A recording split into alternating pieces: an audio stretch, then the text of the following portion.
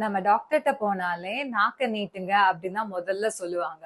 ஏன் சொல்றாங்க அப்படின்னு யோசிச்சீங்கன்னா, நம்ம நாக்க பார்த்தாலே நம்ம உடம்புல என்ன பிரச்சனை அப்படிங்கறத கண்டுபிடிச்சிடலாம். சோ இந்த வீடியோல நாக்குல என்னென்ன பிரச்சனை இருந்தா எப்படி தெரியும் அப்படிங்கறதான் பார்க்க போறோம். சில இன்ட்ரெஸ்டிங்கான ஃபேக்ட்ஸையும் பார்க்க போறோம். Welcome to glam smile doc channel. I'm doctor Sathya here. So நார்மலா நம்ம நாக்க கண்ணாடியில பார்த்தோம் அப்படின்னா அது ஒரு லைட் பிங்க் கலர்ல மேல வந்து சின்ன சின்ன ஒரு பம்ப்ஸ் மாதிரி இருக்கும். சோ அதெல்லாம் பேரு வந்து பாப்பில்லா. சோ நம்மளோட டங்குல நிறைய பாப்பில்லா இருக்குது. சோ அதெல்லாம் வச்சுதான் நம்மளுக்கு டேஸ்ட் சென்சேஷன் எல்லாமே நம்மளுக்கு தெரியுது. இந்த மாதிரி பம்ப்ஸ் எதுவுமே இல்ல, நல்ல பளபளன்னு இருக்கு, ரெட் கலர்ல இருக்கு அப்படின்னு நீங்க பாத்தீங்க அப்படின்னா உங்களுக்கு சத்து குறைபாடு இருக்கு. சோ அந்த மாதிரி இருக்கிறவங்க உடனே நம்மளோட பிளட் டெஸ்ட் பண்ணி பாத்துக்கிறது நல்லது. யூஸ்வலா அயர்ன் டெஃபிஷியன்சி அனிமியாலையும் பெர்னிஷியஸ் அனிமியாலையும் இந்த மாதிரி வளவளன்னு டங் இருக்கும். அதோட கூட சில பேருக்கு வந்து எரிச்சல் இருக்கும், வலி இருக்கும், சில பேருக்கு அது கூட இல்லாம இருக்கலாம். சோ பெர்னிஷியஸ் அனிமியா எதனால வருது அப்படின்னா விட்டமின் B12 டெஃபிஷியன்சினால. முக்கியமா நீங்க ஒரு வெஜிடேரியனா இருந்தீங்க இல்ல வீகனா இருந்தீங்க அப்படின்னா உங்களோட விட்டமின் B12 ஒரு 3 மாசத்துக்கு ஒரு தடவையாவது செக் பண்ணிக்கிறது நல்லது. அதோட நீங்க சப்ளிமெண்ட்ஸும் எடுத்துக்கிறது நல்லது. சோ இந்த மாதிரி நாக்கு டிஃப்ரெண்டா இருந்துச்சு அப்படின்னா டாக்டரை ஃபர்ஸ்ட் கன்சல்ட் பண்ணிக்கோங்க. அதுக்கப்புறம் அவங்க சொல்ல டெஸ்ட் எடுங்க. சின்ன வயசுல பாத்தீங்கன்னா நம்ம வந்துட்டு நாக்கால மூக்கு தொடுவோம் அப்படின்ற மாதிரிலாம் விளையாண்டுருப்போம். சோ இந்த நாக்கால மூக்கு தொடுறது கொஞ்சம் பேருக்கு தான் பண்ண முடியும். சோ நார்மலா சில பேர் பண்ணுவாங்க, அவங்களுக்கு வந்து நல்ல பெரிய டங்கா இருக்கும். சில நோயோட அறிகுறியாவும் இருக்கலாம். நாக்கால மூக்கு தொடுற சைனுக்கு பேரு கார்லன் சைன்னு சொல்லுவாங்க. இது எர்லர்-டான்லர் சிண்ட்ரோம் அப்படிங்கிற ஒரு கைண்ட் ஆஃப் இன்ஹெரிட்டட் டிசீசஸ்ல வரக்கூடியது. சோ இந்த டிசீஸ் இருக்கிறவங்களுக்கு அவங்களோட தோலை நல்லா இழுத்தீங்க அப்படின்னா அது எலாஸ்டிக் மாதிரி வரும். அதே மாதிரி ஜாயிண்ட் எல்லாமே ரொம்ப வந்து பிளெக்சிபிளா இருக்கும், ஹைப்பர் மொபிலிட்டியோட இருக்கும். சோ இந்த டிசீஸ் இருக்கிறவங்களுக்கும் இந்த மாதிரி நாக்கால மூக்கு தொடலாம். நீங்களும் கண்ணாடியில போய் செக் பண்ணி பாத்துக்கோங்க, உங்களுக்கும் நாக்கால மூக்கு தொட முடியுதா அப்படின்ட்டு. சோ நெக்ஸ்ட் வந்துட்டு நம்ம டெய்லியே காலையில எந்திரிச்ச உடனே நம்ம டங் கிளீன் பண்ணணும் அப்படின்னு சொல்றோம். ஏன் அப்படின்னா நம்ம நாக்குக்கு மேல இந்த பாப்பிலாஸ் எல்லாம் இருக்குது இல்லையா, சோ அதுல நம்ம சாப்பிடக்கூடிய சாப்பாடு பாக்டீரியாஸ் எல்லாமே போய் படர்ந்து ஒரு கோட்டிங் மாதிரி ஆயிடும். சோ அந்த கோட்டிங்கை நம்ம காலையில ரிமூவ் பண்ணும் போது நம்மளுக்கு வாய் துர்நாற்றம் இருக்காது. சோ அதனால வாய் துர்நாற்றத்துக்கு முக்கிய காரணம் இந்த மாதிரி டங் கோட்டிங்.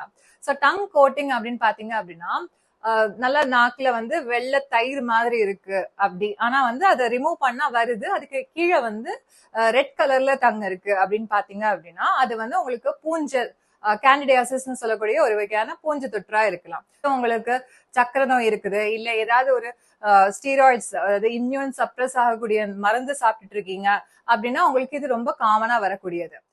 வெள்ளை கலர்ல இருக்குது, நான் ஸ்மோக் பண்ணுவேன் ஆனா வந்து ரிமூவ் பண்ண முடியல அந்த வெள்ளை கலர்ல இருக்கிற ஒரு கோட்டிங்க அப்படின்னு பாத்தீங்க அப்படின்னா உங்களுக்கு லூக்கோப்ளேக்கியா அப்படிங்கிற ஒரு வகையான புற்றுநோய்க்கு முன்னாடி உள்ள ஸ்டேஜா கூட இருக்கலாம். சோ இந்த வெள்ளையா உங்களுக்கு படலம் மாதிரி இருந்துச்சு அப்படின்னா டாக்டரை வந்து கன்சல்ட் பண்ணிக்கிறது நல்லது. வாயில இந்த மாதிரி பிரச்சனை இருந்துச்சு அப்படின்னா நீங்க வாய் நோய் பிரிவு, ஓரல் மெடிசன் அண்ட் ரேடியாலஜி அப்படிங்கிற ஸ்பெஷாலிஸ்ட் இருப்பாங்க. அவங்கள போயிட்டு நீங்க பாத்தீங்க அப்படின்னா உங்களுக்கு வாயில என்ன நோய் இருக்குது, உடம்புல என்ன நோய் வாயில தெரியுது அப்படிங்கறதெல்லாம் கரெக்டா சொல்லிடுவாங்க. சோ தட் உங்களுக்கு டயக்னோசிஸ் கரெக்டா இருந்தாதான் அடுத்தடுத்து ட்ரீட்மெண்ட்டும் உங்களுக்கு சரியா பண்ண முடியும். வாயில ஒரு மாதிரி வெள்ளை லேஸ் மாதிரி படர்ந்திருக்கு, வாய் எரிச்சல் அதிகமா இருக்கு அப்படின்னா உங்களுக்கு அந்த நாக்குல, வாயில மட்டும் இல்ல நாக்குலயும் நல்லா வந்து லேஸ் மாதிரி படர்ந்திருக்கு, நாக்குல அடிக்கடி எரிச்சலா வருது அப்படின்னு பாத்தீங்க அப்படின்னா அது உங்களுக்கு லைக்கன் பிளேனஸ் அப்படிங்கிற ஒரு ஆட்டோ இம்யூன் டிசீஸா கூட இருக்கலாம். இது ரொம்ப பெரிய நோய் கிடையாது. சில பேருக்கு ஸ்ட்ரெஸ் அதிகமா இருந்தா கூட இந்த மாதிரி ஒரு பிரச்சனை வரும். அதுக்கு நீங்க சரியான ட்ரீட்மெண்ட் எடுத்தீங்க அப்படின்னா உங்களுக்கு இந்த உபாதைகள் இருக்காது. வாய் எரிச்சல், அதே மாதிரி காரமா சாப்பிட முடியாம போறது, இந்த மாதிரி எல்லாம் இருக்காது. ஸ்ட்ராபெரி எல்லாத்துக்குமே பிடிக்கும். ஆனா ஸ்ட்ராபெரி மாதிரி நம்ம நாக்கு இருந்துச்சு அப்படின்னா அது பிடிக்குமா? கண்டிப்பா கிடையாது. நாக்கு எப்பவுமே கரெக்டா நம்மளுக்கு அந்த பேல் பிங்க் கலர்ல இருக்கிறது தான் நம்மளுக்கும் நல்லது, நம்மளுடைய உடம்புக்கும் நல்லது. சோ இந்த மாதிரி ஸ்ட்ராபெரி மாதிரி உங்களுக்கு நாக்கு இருந்துச்சு அப்படின்னா போய் டாக்டர் உடனே பாருங்க. அது ஸ்கார்லெட் ஃபீவர் அப்படிங்கிற ஒரு பாக்டீரியல் இன்ஃபெக்ஷனா கூட இருக்கலாம். அது சாதாரண தொண்டை வலியில தான் ஸ்டார்ட் ஆகும். சோ நீங்க அதை வந்து அலட்சியப்படுத்தாம உடனடியா போய் ட்ரீட்மெண்ட் எடுத்துக்கிறது நல்லது.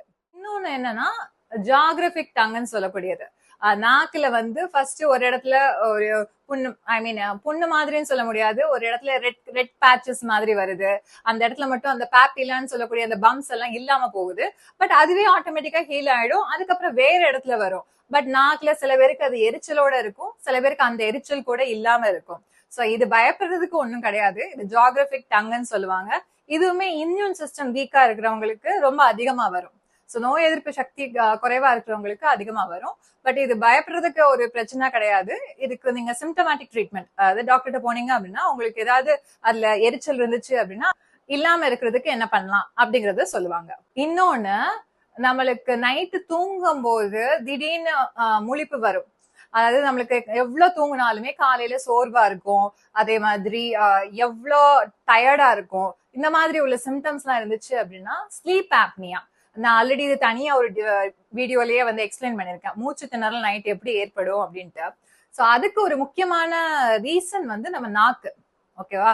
இதுல வந்துட்டு மல்லம்பட்டி கிளாசிபிகேஷன் நம்மளுக்கு ஸ்கோர் கொடுப்பாங்க. சோ அதனால கண்ணாடி முன்னாடி நின்னுட்டு நாக்கை எவ்வளவு வெளியே போட முடியுமோ போட்டுட்டு உள்ள வரையும் பாத்தீங்க அப்படின்னா நம்மளுக்கு அந்த ஃபாஷியல் பில்லர்ஸ்னு சொல்லக்கூடியது, உவுலா, அதே மாதிரி டான்சில், இது எல்லாமே தெரிஞ்சது அப்படின்னா உங்களுக்கு ஸ்கோர் 1. சோ இந்த மாதிரி ஸ்கோர் 1, 2, 3, 4ன்னு இருக்கும். சோ இந்த ஸ்கோர் வந்து ஹையர் ஆக ஆக அதிகமாக ஆக உங்களுக்கு இந்த ஸ்லீப் ஆப்னியா, அதாவது தூங்கும் போது மூச்சு திணறல் உங்களுக்கே தெரியாம நடக்கும். அதுக்குள்ள அறிகுறிகள் இல்ல வாய்ப்புகள் அதிகமா இருக்கும். சோ நீங்களும் வந்து கண்ணாடி முன்னாடி செக் பண்ணிக்கோங்க. சோ நாக்கு கரெக்டா இருக்குதா, அதுக்கு பின்னாடி இருக்கக்கூடிய தொண்டை பகுதியில எல்லாம் கரெக்டா இருக்குதா அப்படின்ட்டு. சோ ஏதாவது தப்பா இருக்கிற மாதிரி உங்களுக்கு தோணுச்சு அப்படின்னா நீங்க போய் டாக்டரை பாருங்க. ஸ்லீப் ஆப்னியா என்னன்னு தெரியாதவங்க அந்த வீடியோ போய் செக் பண்ணி பாருங்க. அடுத்த பிரச்சனை என்னன்னா, நீங்க உங்களுக்கு முடக்குவாதம் இருக்கு அப்படின்னா கண்டிப்பா இந்த டெஸ்ட் நிறைய டாக்டர்ஸ் வந்து சொல்லிருப்பாங்க. வாயில போயிட்டு எதர் சத பரிசோதனை பண்ணுங்க, அப்படி இல்ல உங்களுடைய எச்சி சுரக்கிற தன்மை எவ்வளவு இருக்குன்னு மெஷர் பண்ணிட்டு வாங்க அப்படிலாம் சொல்லுவாங்க. சோ ஏன் அப்படின்னா உங்களுக்கு முடக்குவாதம் இருக்கும்போது கண்ணுல வந்து அந்த கண்ணீர் குறைவா இருக்கிறது, அதே மாதிரி நாக்கு வறண்டு போறது, எச்சி சுரக்கிற தன்மை குறைவா இருக்கிறது, இந்த மாதிரி எல்லாம் வந்து இந்த முடக்குவாதத்தோடு சேர்ந்து வரும். இதுக்கு பேரு ஷாக்ரன் சிண்ட்ரோம் சொல்லுவாங்க. சோ இந்த நோய் இருக்கிறவங்களுக்கு நாக்கு நல்லா வறண்டு போயிருக்கும். சோ இந்த மாதிரி நாக்கு வறட்சியோட முடக்குவாதம் இருந்துச்சு அப்படின்னா நீங்க வந்து இந்த பரிசோதனைய டாக்டர்கிட்ட கேட்டு பண்ணிக்கிறது நல்லது. இந்த வீடியோல சொன்ன நாக்குல இருக்கக்கூடிய ஏதாவது ஒரு கண்டிஷன் உங்களுக்கு இருந்துச்சு அப்படின்னா கமெண்ட் செக்ஷன்ல பதிவு பண்ணுங்க. டாக்டரை போய் பாக்குறதுக்கு மறந்துடாதீங்க. உங்களோட நாக்க செக் பண்ணிக்கிறது நல்லது. சோ ஏதாவது ஒரு வித்தியாசம் தெரிஞ்சது அப்படின்னா ஒரு கன்சல்டேஷன் பண்ணிக்கிறதுனால உங்களுக்கு பெரிய நோயில இருந்து தப்பிச்சுக்கலாம். சோ எப்பவுமே ஆரம்பத்திலேயே ஏதாவது ஒரு நோயை கண்டுபிடிச்சிட்டீங்க அப்படின்னா உங்களுக்கு அதோடைய ட்ரீட்மெண்ட் ரொம்ப ஈஸியாவும் எளிதாவும் இருக்கும். இந்த வீடியோ யூஸ்ஃபுல்லா இருந்துச்சு அப்படின்னா உங்களோட ஃப்ரெண்ட்ஸ் அண்ட் ஃபேமிலிக்கு ஷேர் பண்ணுங்க. சேனலை சப்ஸ்கிரைப் பண்ண மறந்துடாதீங்க.